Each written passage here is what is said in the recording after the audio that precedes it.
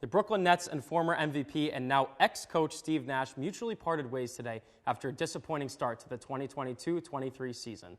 This past summer, Nets superstar Kevin Durant demanded Nash be fired, and though it's a few months later, he has finally gotten his wish. In Nash's time at the helm in Brooklyn, he's coached Kevin Durant, Kyrie Irving, Ben Simmons, and James Harden, all of whom have been all-stars and still never made it past the conference semifinals.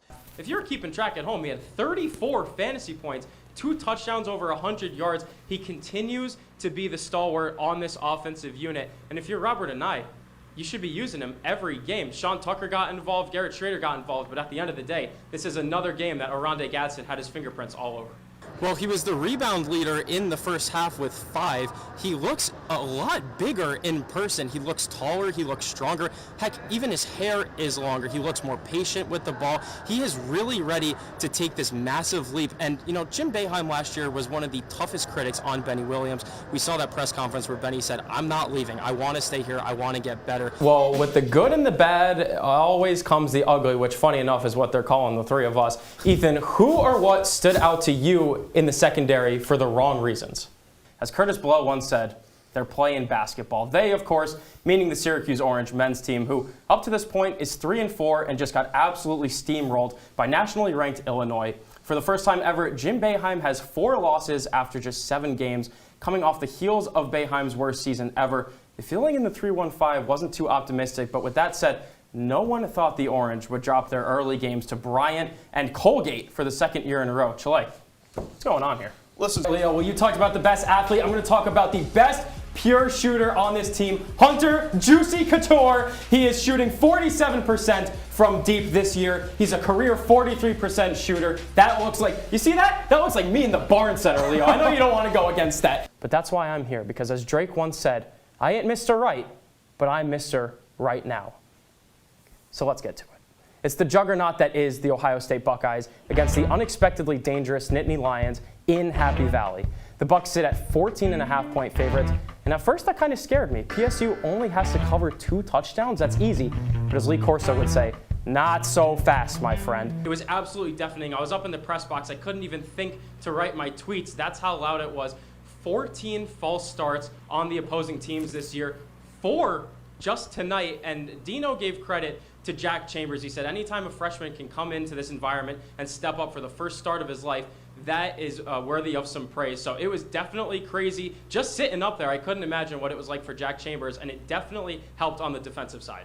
All right, well, I don't think it's that hard to do. Ready? You're going to put your hands together, you're going to look up and pray to every basketball god that there is that you don't get absolutely steamrolled. They'll get that day of rest on Sunday, and then it's go time on Monday night.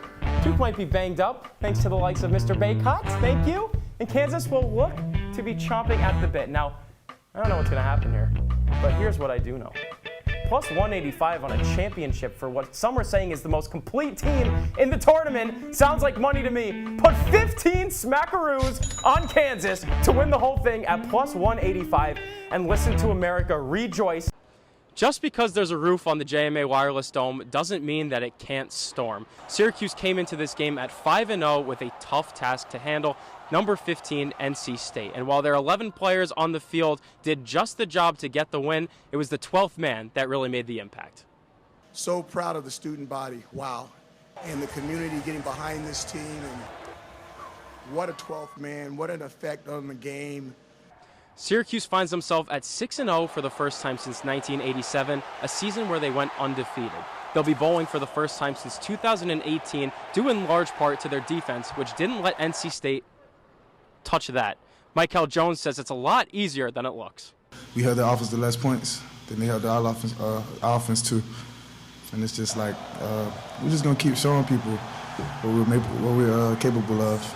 That was big-time defensive football, and sometimes you just got to throw those body punches in there before you get an opportunity for somebody to stick his chin up a little bit too high so you can take it off.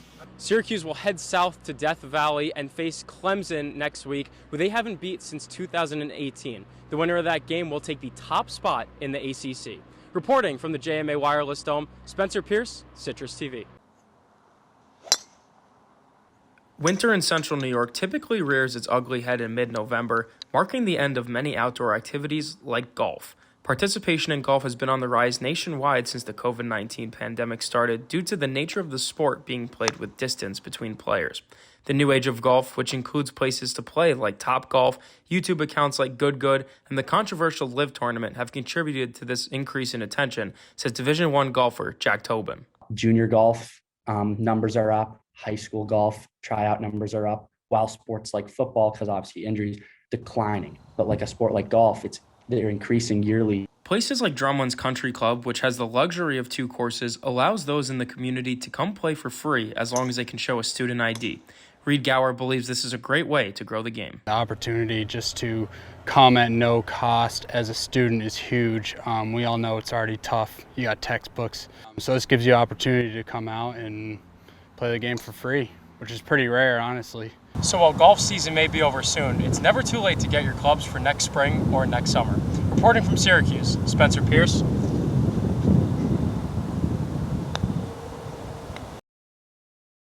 NCC News.